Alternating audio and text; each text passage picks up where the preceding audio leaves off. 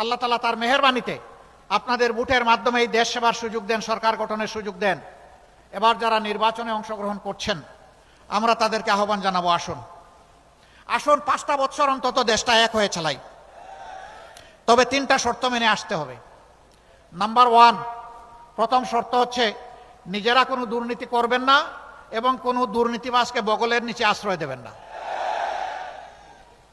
Number 2, সমাজের সকল মানুষের জন্য ন্যায় বিচার নিশ্চিত করা হবে, ন্যায় বিচারকে প্রভাবিত করার দুঃসাহস কেউ দেখাবেন না। 3 নম্বর শর্ত, 54 বছরের বস্তা পচা রাজনীতি যা বাংলাদেশকে দিয়েছে ভালো, আমরা ওই বস্তা পচা রাজনীতি আর চাই না। যেই রাজনীতি তার নেতা নেত্রীকে চোর বানায়, লুটেরা বানায়, সন্ত্রাসী বানায়, ফ্যাসিস্ট বানায়, ওই রাজনীতি আর আমরা দেখতে চাই না। এই 3 শর্তে যারা দেশ গড়ার কাজে অংশ নিতে চাইবেন, আমরা তাদেরকে বলবো মোস্ট ওয়েলকাম, আসেন। সবাই মিলে আমরা আগামীর বাংলাদেশটা গড়ে তুলব, স্বপ্নের বাংলাদেশটা গড়ে তুলব।